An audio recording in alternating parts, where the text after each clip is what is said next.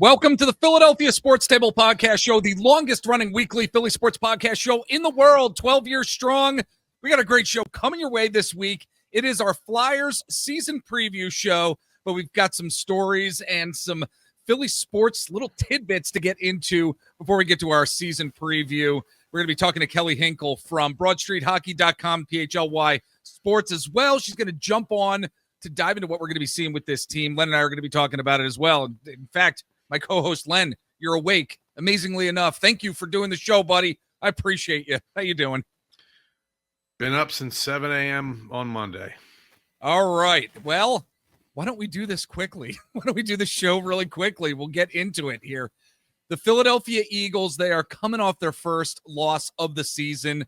Team still needs some consistency on offense, and we really wanted to dive into this week whether or not this team has an identity. We certainly don't know, or we certainly know that the Eagles themselves do not have an identity, but I think really, Len, comes down to the offense here. I mean, Saquon Barkley only getting 6 carries this past week.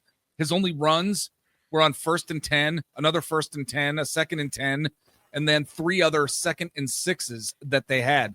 Jalen Hurts had a 60% completion rate, which ranked 23rd amongst quarterbacks on Sunday this past week. And while they wanted to get the passing game going, for God's sake, they leaned into it. And it was just, again, we're seeing inconsistencies with this offense here. And we're asking the question, does this team have an identity? And a lot of it, maybe no because of the offense. But I think if there might be an identity, Len, it might actually be that the Eagles are skating by at this point. I don't know. What are your thoughts here? I mean, this loss that they had to Denver has been coming for weeks. It could have been against, the Rams. It could have been against the Bucks. It could have been any one of these past few weeks. I wasn't surprised by it at all. I don't know. I don't know if it's like all the personnel, you have a couple injuries on the offensive line. Okay.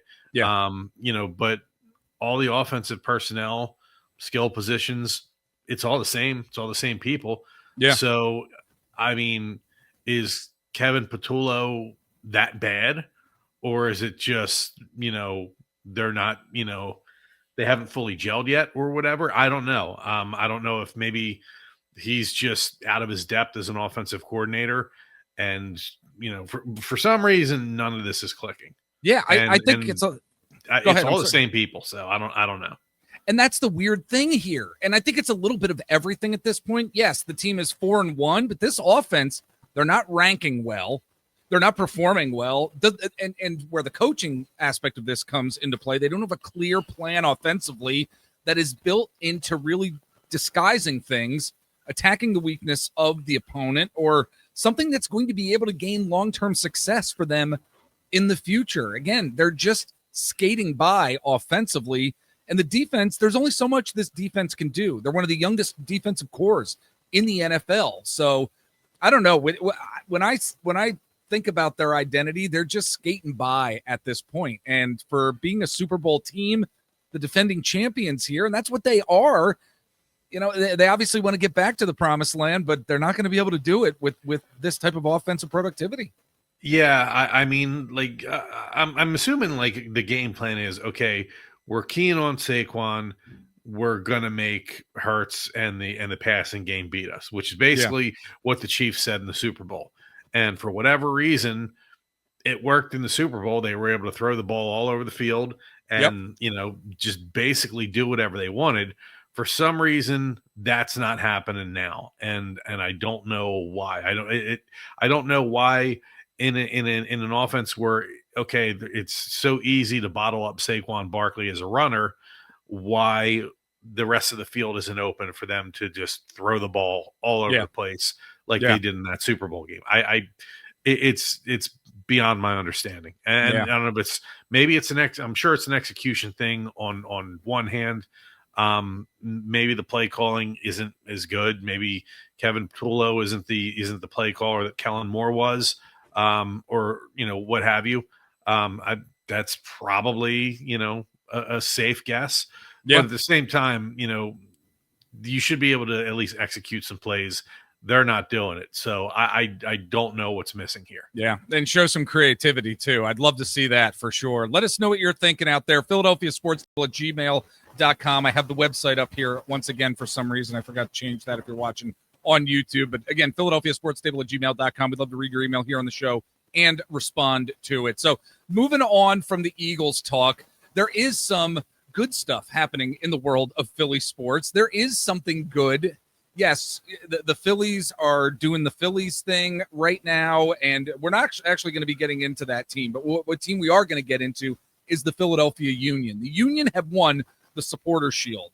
Len, it has been quite a season for this team, for this brand new head coach, and there really is more to come here. You saw Mikel Ura with the one goal that he scored this past week to end up getting this team the Supporters Shield, and it's just been such a fun season to watch. It really has been. They've got an international break and season finale on the turf in Charlotte on October 18th ahead of their playoff push. But it's been so fun to actually have a team here in Philadelphia where we're not questioning them here at this point. Yeah, I mean, if you're, let's say you're a fan of all the Philly teams, and, I think there's a lot of people like this. I know I'm certainly one of that, that your college team by default is Penn State because they're the preeminent college football program in the state, whether you graduated from there or not. But if they're your team and the Philly teams are your team, really the Union was the only port in the storm this past week. Really the only good thing that happened at all was them winning the Supporter Shield. So, I mean, that's a big deal. I always kind of, you think of, the other sports, and I think in the other sports you go, okay, best regular season record. Who cares? The President's Trophy in hockey is what you get for the best regular season record, and nobody gives a damn about that. In soccer, it's different. I mean, all these trophies matter. All of it is a resume point, and all of it matters. So, I mean, it's a cool thing in a sport where that kind of thing does matter, that the Union are picking up hardware, because the cupboard is bare. Otherwise, I mean, there's never been an MLS Cup. There's never been a U.S. Open Cup trophy, things like that. So the fact that they're able to go and get another trophy for their case, it matters. It definitely matters.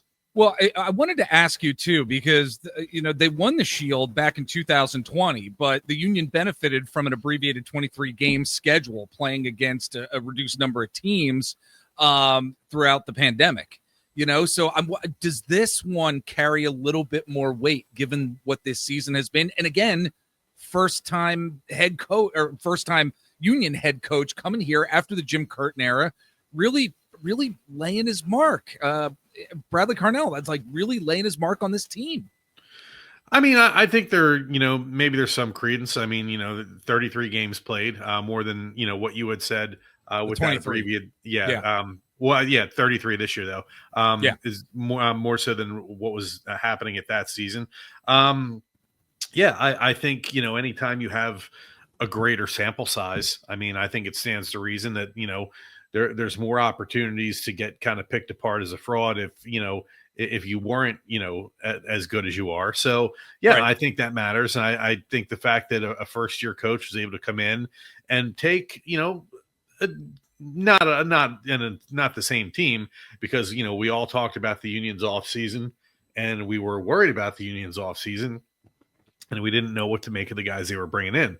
But the fact that he was able to take this team with these guys that were already there and the additions, and meld them all together and go from a team that, was not expected to do anything to the Supporter Shield winners, says something. And it's kind of weird. I don't know what it says about the stability of the league, because then you look in the other direction. You have a team like the LA Galaxy, who won the MLS Cup last year, and I think is dead last in the West or close to it. So is that a thing that just from year to year you don't know what you're getting? And it's not like, we won the division last year, we have the same team, we should be expected to be in the hunt next year. So it'll be interesting next year to see, if they can maintain. But I mean, the way they're playing, the way they've played for, a good chunk of the year, it's been really enjoyable to watch. Yeah. So yeah, I mean, I'm super happy with what I've seen. I'll be interested to see what kind of lineup they field against Charlotte, because there's nothing to play for. I mean, they've clinched a Right. supporter shield, they've clinched a bye in the first round. Yep. You know, they've there's nothing more to be gained. So do you just play your kids that normally don't get as much time and give them most of the run in that game against Charlotte? I would think that they would. They So and probably then will. Yeah. yeah, Yeah. and then just give your main players the time to recuperate for once the playoffs actually start. Absolutely. We're going to get into more Philadelphia Union in the coming weeks as the playoff push starts, and we're not going to have Eric do that. We're not going to have Eric do the Philadelphia Union stuff. Yeah. It's either going to be Len or bring on some of our other friends. Not Eric, though, right? I think he would be happy to be left out of it. Yes, I think he would. All right, folks. If you are watching us on YouTube, like and subscribe to us. Helps us out and gets our podcast in front of other folks out there. And we are on various social media sites. If you're watching on YouTube, you'll see it right in front of you right now. But if you're listening on audio, we are on Twitter/X at Philadelphia PST, over on Instagram, Philadelphia Sports Table. I'm over on TikTok at Mr. Jeff Warren. You can search out the show on Facebook, Threads. Eric and I are over on Blue Sky. So that being said, we are going to take a break here. And when we get back, it's our Flyers season preview. Stick with us. All right, we are back and here with my buddy Len Hunsicker. And Len, man, Flyer season is like it's here. We are finally here after this off season of we're still saying Danny Briere is like making some pretty good moves here. Brand new coach coming in. Thank God, not going to have to. John Tortorella, thank God I'm not going to have to deal with him anymore. Rick Tocchet, his first season. I think some of the biggest challenges for this team heading in, and we're going to get to some of this with Kelly Hinkle in a little bit, but the Flyers allowed 27 shots on goal per game last season. That was the 8th fewest in the NHL, but their .890 5-on-5 save percentage was the worst in the NHL since the league began keeping the stat in 2009, 2010. We also got to, I wanted to get your thoughts here on the goalie situation, too. I'm not sure if Kelly and I are really going to be getting into the goalie situation that much, but they signed Dan Vladar to a 2-year contract. We know Sam Ersson is going to be in front of the net mostly. He had an .883 save percentage in 47 games last season. And the final 9 games of last season when Dan Vladar was with Calgary, he finished with a .927 save percentage. But before that, it was an .898 save percentage. So I think the biggest challenge and one of the biggest challenges heading into this season for the Flyers is really going to be the goaltending and how these guys play and how Rick Tocchet is going to essentially play these goalies. How many games is Ersson going to be starting? How many games is Vladar going to be starting? So I think that's one of the biggest challenges, Len. Yeah, it's going to be interesting because I think that the schedule may be a little bit more compressed because there is going to be that break in the middle of the season for the Olympics. So, you still have, the regular amount of games that you play over a season, but now you're getting rid of a couple weeks worth of season. So maybe, you're stacking some games together, more, maybe a stretch of, more games in a shorter amount of days than you would normally have in a regular season. So that is going to make the backup goalie, not just for the Flyers, but for every team in the NHL, more of a position to watch this year, because you are going to need to give, your main guy a little bit more of a rest here and there. So I think you're going to see more of, Dan Vladar and really every backup goalie in the league than maybe you normally would in a season like this. So it'll be interesting to see how he looks. Ersson, he's got a lot to prove. Very shaky. It's funny reading some of the national coverage of the Flyers. Nationally, there seems to be, a decent amount of respect for the defensive group as a whole. So, I mean, they seem to think that defensively that might be the strength of the team, whereas the forward group and the goalie group are kind of maybe lagging behind that. But it is kind of funny to see because, if you've been reading up on camp, you've had this glut of defenders, Helga Grans and Noah Yeah. Juleson and Dennis Gilbert, and like they're waiting for somebody to step up. Igor Zamula has not really inspired a lot of confidence. Kind of had a He's rough camp. Yeah. been in Yeah. Rick Tochet's doghouse a little bit. So where is this maybe third line or third pairing defenseman going to come from? Yeah. They did make that trade with San Jose to get rid of Ryan Ellis's salary, free up some cap space. Glad And you mentioned it. Yeah. I think that I don't know what's out there. I don't know what kind of trade could be made, but I think they freed up that space for a reason. And I think that they are not at all happy with their defensive group, and they want to make an ad. And it'll be interesting to see where that comes from. If it can come to fruition, who knows? You need a partner to make these deals. So Yeah. that's something I think early on in the season to look for and see if that's something that they can get done and get another body in here that they're more comfortable and more, just that they feel is more reliable. Yeah, absolutely. I mean, Cam York is probably going to miss the first week at least. And then Rasmus Ristolainen, he's going to miss going to be out for a while. About 3-4 weeks perhaps. But yeah, but I think the most intriguing part of this upcoming season, Len, and right out of the gate too, before I let you go and before we get Kelly on here, is Trevor Zegras. I mean, can he really be an effective center? They made that deal with the Anaheim Ducks to bring him in. Zegras has had back-to-back 20-goal, 60-point seasons, had it in 2001, 2022, 2023. But he was a combined minus 45. His defensive play was one of the reasons that he was shifted to the wing the past 2 seasons, but his injuries and just, I guess, a lack of comfort at the position kind of led to some subpar results. But I think Trevor Zegras is so intriguing in terms of what he can be, what he can provide this offense, specifically at the center position, where there's a lot of question marks about the center position moving forward. Yeah, I mean, it's absolutely a position in need. So right then and there, he's going to be given, I think, every opportunity to show he can be a top 6 center with this team. And I think he's going to get plenty of time with Michkov because you have 2 just really creative players. Guys that really can just see the ice the way that not a lot of people can see it. Right. Maybe not the best defensive pair. So I think you're going to see those 2, and then like just your regular 200-foot winger that is defensively responsible, that NHL coaches eat that stuff up. You're going to have to put a guy like that with those 2, because those 2 are all gas no brakes on offense, and then defensively they're not ideal. So I think you kind of have to have that blend in there of player.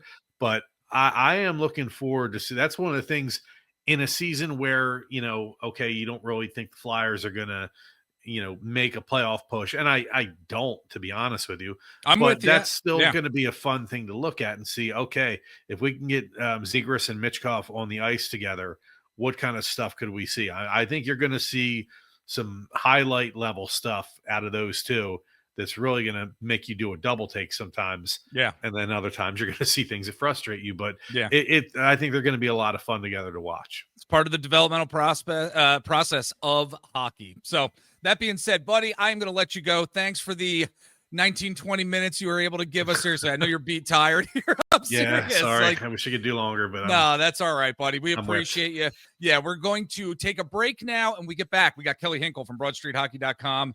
We're going to be getting into more Flyers talk with our Flyers season preview. Stick with us.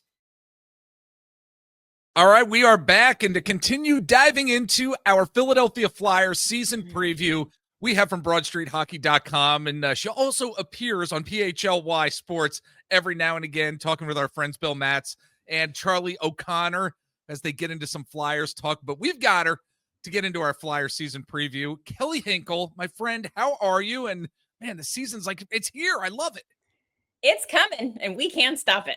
Yeah, exactly. All right, pull back the curtain. Before we hit record, you're like, I don't know if I'm ready for this. You're like, I just don't know if I'm ready for this. There's so much. I don't even want to use the word expectation. I use that word a lot on this podcast platform. And yes, there are some expectations, but there's also an excitement about where the team and where the organization is going to go overall, and if it's actually going to manifest itself. That's what I'm really looking forward to. Yeah, there's definitely a lot to look forward to this season. Obviously, Trevor Zegras, that should be, if nothing else, fun. So at least we have that. Obviously, we get to see if Michkov takes a step forward. We get to see how Foerester looks after being injured all summer. Like, we have to see if the goaltenders are going to be okay. Like, there's a lot of stuff that, questions to be answered and things to be excited about. And, if nothing else, as usual, they're going to give us something to talk about. Absolutely. Look, Len and I were talking about, before bringing you on, Sam Erson, Dan Vladar, what the goalie situation is going to be like. We also mentioned how intriguing Trevor Zegras is going to be, like you just mentioned too.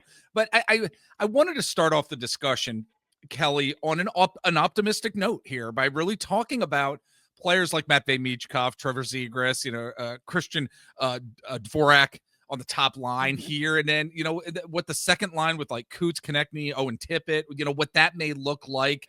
I'm really excited for these players. I mean, these top two lines are going to be so much fun, in my opinion, to watch right out of the gate. I love talking about themes on this podcast platform here. So I'm wondering, what do you think are going to be the overriding themes of these top lines throughout this season, whether it's the top line, second line? What are your thoughts here? So I kind of think I'm thinking that the overarching theme, I think, is going to be experimentation. All right. Because we've got a new coach, right? We don't know what he's going to like, what he's going to expect, what he's going to prefer from his players. So we've got that to kind of figure out as a group. Yep. And also, I think it's probably going to take a little bit of time before Tocchet settles on the best combination of these players. Is it best to have Zegras and Michkov together all the time? I mean, it'll be fun, but like, is that the best, way to allocate your resources? Like, do you want to put Konechny up there? What do you want to do with Owen Tippett? Like, I really do think that whatever lines we see in this first game against Florida, I don't think we should get too attached to them unless they're like really good out of the gate. Right. But I just think that like, there's so many new pieces, the new coaches, a lot of guys that need to take steps that you really want to try to maximize over the course of the season. I just think we're going to see a lot of mixing it up until something really sticks. And then I'm hoping once it does stick, it sticks, because we had a problem with Tortorelli. I think he mixed it up a little bit too much and guys never really got going. And I was going to say that Rick Tocchet understands, knows, and when that's actually going to happen. Right. Exactly. I think I have a little bit more confidence in him being able to kind of settle on, okay, this looks good. It's looked good for a couple of games. Yep. Let's give them the next 10 together and see what happens. Or, give them the season until it doesn't work. You know what I mean? Yep. I just don't, even after watching the preseason games, I don't know where a lot of players are going to fit perfectly. Owen Tippett, I got a lot of questions about. I don't know what line he fits on the best. We actually talked about it a little bit today on PHLY. Like, he might do best on the third line just because, then you've got a couple of guys in Cates and Brink who can kind of get into the corners and get him the puck. And he's really the only guy on that line that's going to shoot. So maybe that's the best place to put him. And, maybe you want Couturier with Michkov because they looked so good together last season. And Couturier is kind of probably the smartest hockey guy on the team and can really keep up with Michkov kind of intellectually. So it's going to be interesting. I think that the first couple of weeks of the season, it's going to be a lot of feeling stuff out. And I think we're going to learn a lot about what this team is going to be. Absolutely. But, we started off on an optimistic note here. Let's get into a pessimistic note, because we are Philly sports fans and we are Philadelphia Flyers fans. The injuries have really been. Yeah. Exactly. The injuries have been a disappointment here. Cam York's going to be sidelined for at least the first week of the season based on reports, if not longer. We know how these things kind of go for the Flyers every now and again. 1 week, ends up being 2 weeks, 3 weeks. We're not going to see Rasmus Ristolainen for at least a few weeks as well.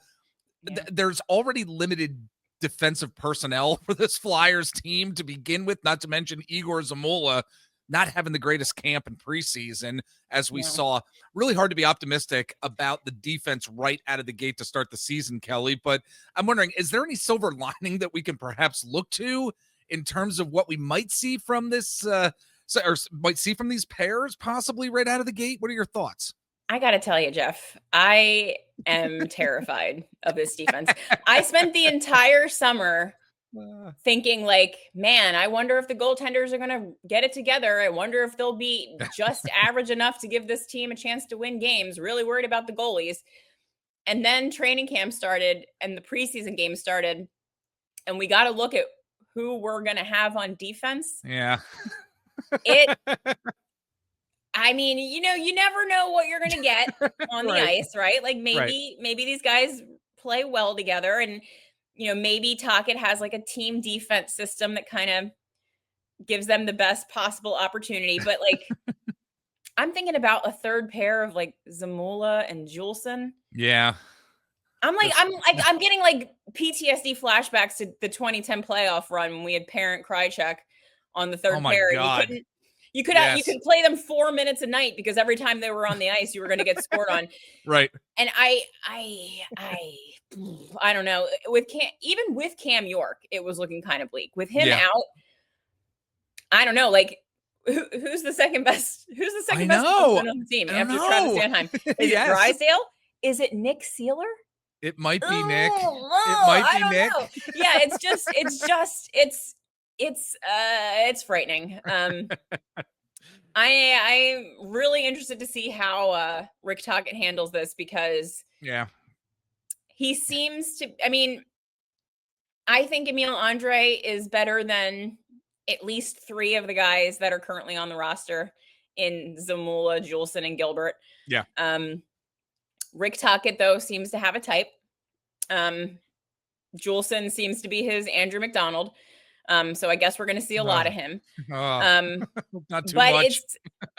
It's just, I wonder how long of a leash they're going to give these guys if they look real bad. Like if Zamula continues to look as bad as he did in the preseason games, like how long are you going to keep that up? If you don't want to keep it up, who are you putting in? Yeah. He was so bad. Like, and are we replacing him with Dennis is his first name? Dennis Gilbert? Yes. Like, is that what we're going to replace Zamula with? Is that, I don't know. It's just, if there's anything about this team that makes me think, hey, lottery pick, let's go. Yes. It's the defense. It's not even the goaltending, which is really surprising to me. It's the defense more than anything. Yeah. Absolutely. All right. Well, let's move into some actual personnel too. And I want to get into Tyson Foerester because there are some big expectations coming into this season for what he'll do on the ice, even though he was out for much of camp with an injury. Keith Jones recently said, or I should say he said in the past that he expects Foerester to be one of the building blocks of the future. And I guess the real question is, after it's all said and done here this season, can he be a top 6 winger on this team? I mean, maybe by December, January, when those months roll around and once this team is at a certain point where there's a level of comfortability with each other, do you think that Tyson Foerester could be a top 6 winger on this team, say by, mid-season? What are your thoughts? I do think it's possible. I mean, obviously this team is super deep on wing. So, there's a lot of guys that he's competing with for those top 4 spots. But, when Tyson Foerester has been good, he's been really, really good. Like, we were calling him like a mini Couturier there for a little while. Yeah. He actually got Selke votes. Like not a lot of them, but he got a couple of Selke votes. Like he has the potential to be really good. I do think that you're right that it's probably, oops, sorry, my earbud fell off. It's probably going to take a little bit of time for him to get going. Cause as you said, he was injured, going to need to, get back up to game shape and all that stuff. It was the arm. Like, I don't know how much an infection in your arm affects like your shooting ability or whatever. Like he's got a really good shot, obviously. So hopefully that isn't affected. But yeah, I'm kind of hoping, I guess, more than anything. Cause I think we expected Foerester to take a jump last season and he didn't really. Right. So I'm hoping that this is the year that he does. Cause if he doesn't again for a second season, you start to wonder, Like were the Selke flashes just, flashes Yes. that we got lucky to see, but they're not going to be able to be consistent. But yeah, I think that under Rick Tocchet, I think that Tocchet's going to love Foerester as a player. Just the way that he plays seems like very Rick Tocchet to me. Yeah. You know how these guys love a 200-foot player. Yeah. But yeah, I'm expecting that he will be in the top 6, and that's a lot of that is also me expecting that Owen Tippett will not. Okay, interesting. See, it goes to what we were kind of talking about to start things off of who Rick Tocchet is really going to inevitably see as whether or not it's a bright star. I don't want to necessarily see that, but the trust factor. Who Rick Tocchet is going to trust. So you're thinking more along the lines of him trusting Foerester, but when it comes to Owen Tippett, not too much. It really depends. Like Tippett does one thing. Yeah. He shoots the puck and he scores goals. Yeah. Last year, he didn't shoot the puck enough. Was that a usage problem? Was that a him problem? I don't know. But if he doesn't find that part of his game again this season, like that's all he does. Yeah. And if he's not doing that, I don't know what he's good for. Right. So hopefully Tocchet finds a way to get the most out of Owen Tippett. And that might be on the third line, and that's fine. Because, Tyson Foerster playing with Michkov, I think, makes a lot of sense. I think that's something that a lot of people talked about last season that they wanted to see, Michkov with Foerster. So maybe you give that a try. But yeah, after last season, I'm a little worried about Owen Tippett, but a little hesitant. He could prove me wrong real quick. Yeah. All right. Yeah. Sounds good. Well, folks, we are going to take just a real quick break. And when we get back, we're going to be getting into some categories with regard to what we may see from some of these players. Who's going to be the comeback kid? Who's going to be the bounce back guy? Who's going to be the rising star, the dark horse MVP? More Flyers season preview when we get back. Stick with us. All right. We're back with our good friend Kelly Hinkle from BroadStreetHockey.com, and she's also over on PHLY every now and again with our good friends over there. Let's get into some categories here. Kelly, I'm going to give you a category. I'd like for you to give me that Flyers player that comes to mind. Brief reason as to why that player matches this category as it pertains to their ability to get it done this upcoming season. So let's do it. Let's start with the comeback kid. Who do you think the comeback kid is going to be this season for the Philadelphia Flyers? I think it's going to be Trevor Zegras. All right. And I think it's because I think there's a number of things that are going to work in his favor. Number one, they're going to put him back at center, and that's where he is the best version of himself. Yep. He very clearly, based on like every interview that he's given since he got to Philadelphia, wants to prove that he is the hockey player that we thought that he was going to be at the start of his career. So the motivation is obviously there. He seems to be having fun. He seems to have a lot of chemistry with Michkov.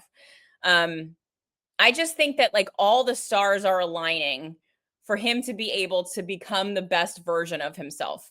And then all he has to do is do it. Yeah. And if he is able to become that player that landed on the cover of, NHL, whatever year it was, I forget. Yeah.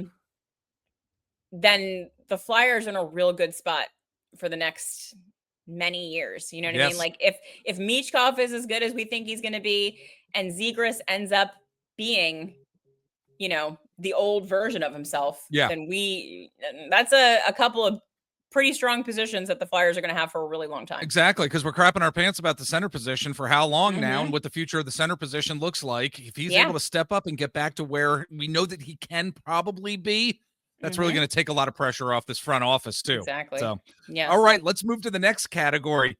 The player on this Flyers team that needs to bounce back this season. Who's that player and why?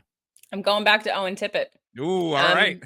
I mean, he just signed that big contract. Yep. Last year was a giant disappointment. He was not playing the best version of his game. And he absolutely needs to be better. He needs to be better because the Flyers need him to be better. He needs to play up to that contract that he was given. Also, I think that I mean, obviously there's trade rumors already. The Flyers need help on defense. They need a lot of stuff. Yep. Danny just cleared out all that cap space. Maybe they do something. I think that given how strong the Flyers are at wing, Owen Tippett is one of the logical pieces that you could look to move in a hockey trade, but that's not going to happen unless he looks real good on the ice. So like Right. we really need him for a number of reasons to pick it up. And if he doesn't, you're going to start to look at that contract like, oh, Yeah. going to be stuck with that one for a while. Yeah. No, that's a really great point. Great point. All right. As we're moving along here, who's going to be the rising star on this team when it's all said and done this year? Who's going to be that? Who's going to be that player and why? I don't know if this is so much of a prediction as it is a real strong hope. I hope that Jamie Drysdale is able to build on what he kind of started last season. Yep. He was starting. I like this. Yeah, he was starting to look like he was putting his game together. He was starting to look like he was a little bit. One of the things with him is he seems to be a little bit slow making decisions on the ice. And when he was looking at his best last season, it kind of looked like he was getting a little bit more comfortable with making decisions on the fly and moving the puck the way that he needs to. And of course, Drysdale is another guy that the Flyers kind of need him to hit in order for this whole thing to work out as well as we want it to. Yeah. So I'm hoping that Drysdale can find that role as power play quarterback, that he can be the guy that's, scoring a whole bunch of points on the power play because he's getting the puck to Michkov constantly. Yep. I'm hoping that he, plays a little bit of a bigger game. He's not a big guy, obviously, but, plays a little bit of a bigger game, not so scared to go into the dirty areas, that kind of thing. I do think that I know a lot of people were a little bit nervous when Torts got fired, that without that coaching staff, Drysdale wasn't going to be able to progress the way that he had been. Yeah. But I think he's still going to be able to do it. I think that the tools are there. He's just got to put it together. And I'm hoping that this is the season that he really starts to really take off. All right. Very good. Last category before we start getting into a couple other topics here. Who do you think the dark horse MVP of this season could potentially be? Or who do you think it is definitely going to be? Who's that Flyers player? I mean, the chalk pick is Michkov, right? Yeah. Because I personally have decided that he's scoring 100 points at least. Yeah. So, I mean, if he does, it's going to be hard not to have him. Is he the dark horse one, though? Because I don't know if he's dark horse at all. No, that's the chalk pick. Yeah. I'll go Travis Sanheim. I'd like that. Yes. Because I like it. If this defense is as bad as we think it's going to be, Travis Sanheim might be playing 27 minutes a night. Oh, God, yes. Every single night. Right. And if the team is able to string together a successful season on the back of Travis Sanheim playing half of every single game, yeah, maybe he's the MVP. Could happen. Could be a good dark horse MVP candidate for sure. All right. Again, folks, we're talking to Kelly Hinkle, again, from BroadStreetHockey.com. She's over on PHLY every now and again as well. Let folks know where they can catch you on the interwebs out there if they want to connect. So I'm mostly on Blue Sky now at Hanks dot whatever comes after that on Blue Sky. Yep. Twitter still exists at Hanks over there as well. And obviously on BroadStreetHockey.com every single day. I'm a $5 a month subscriber, folks. So, and we appreciate you. Yes, exactly. It's not all the money in the world. I forget what's the top tier called again. I'm forgetting. The Andrew McDonald. The Andrew McDonald. That's right. Yeah. Where you're way overpaying for what you're getting, but you do it anyway. Exactly. You do it because you love the content. You love the people over there. They're fantastic. Yeah. All right. Moving along here. A couple other topics before I let you go. We always see injuries. Year after year after year, we always see players struggle, have challenges to the point where the front office needs to bring up guys from Lehigh Valley and the Phantoms. I'm wondering, Kelly, which players down in the AHL playing with the Phantoms to start the season do you think that we're probably going to see sooner rather than later in a Flyers uniform? I mean, I'm thinking to myself, maybe it is going to be Alex Bump. Maybe Oliver Bonk might be one of those players. What are your thoughts here on who we might see from the AHL sooner rather than later? Yeah, I do think that there's a solid chance we see a defenseman or two come up from the AHL. It'll be interesting to see how Bonk looks once he comes back from injury. I don't think he's back yet, right? I think he's still injured. Yep. So once he gets some playing time, it'll be interesting to see what he looks like.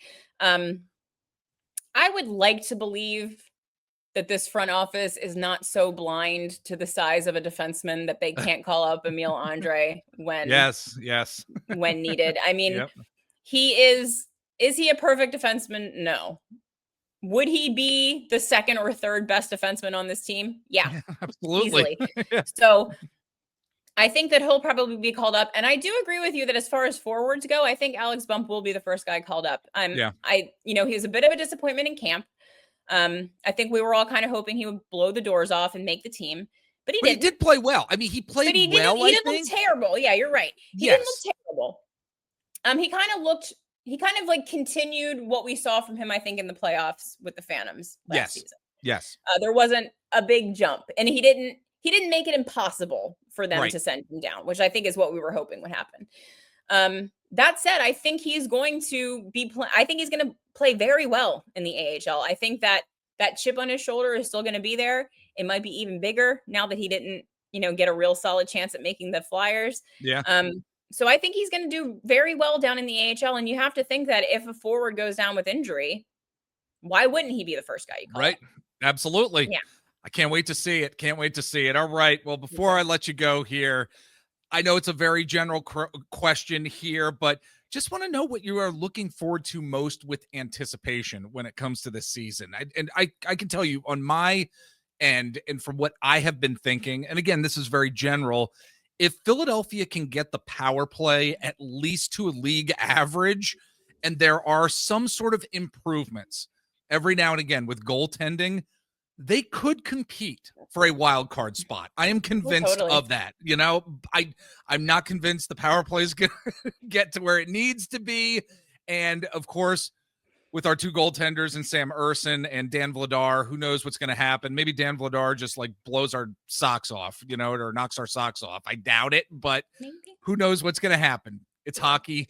Strange things happen in this league, but I'm wondering, what are you most excited about for this upcoming season? Like when you think about all these different storylines that are in front of us.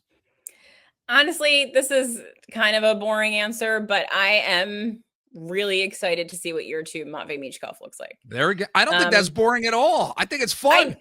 I just I believe so strongly that this kid is going to be like one of the sickest players in the league. Yeah. When he really gets to the high point of his abilities. Yeah. And I'm really hoping, sophomore slumps are real. There's a reason that term exists, because it's a thing that happens all the time. If it does happen, am I going to be worried that he's some kind of bust? No, not at all. That said, it'll be a lot more fun if he just takes another giant jump and is just like, once again, creative and fun and exciting, and just like I think we talked about this a bunch last year, that like there really hasn't been a player on the ice for the Flyers since Lindros that when he gets off the bench onto the ice, you can expect something to happen. Yes. Like when he gets the puck and he's skating it into the zone, you're like, yeah, they're scoring. Like it's happening. Yeah. And a lot of the time it does, because he's just that good. And I really just want to see, if he takes a jump, how big of a jump is it? Like, what's he look like as a more confident player, and a player that's had a whole year of NHL conditioning under his belt? What's he look like playing with Trevor Zegras? Like all of these things, the power play, like you said, Zegras and Michkov on the power play. How could it not be better? You know what I mean? Like, how could it not be better? Yeah. So I'm just really excited, because I think we have something special with this kid. And I think that each year as he progresses, I think it's going to get more and more fun for us. So I'm hoping we have a lot of fun with Matvei Michkov this season. I'll say this too, because we have a certain sector of this fan base, before I let you go, who just lets the one little thing take them down a rabbit hole of pure, utter pessimism. And I think that there are going to be some growing pains with Rick Tocchet here and there. But I think that when at the end of the day, we're not having John Tortorella there on the bench, like not having him there is such a good thing. I think so.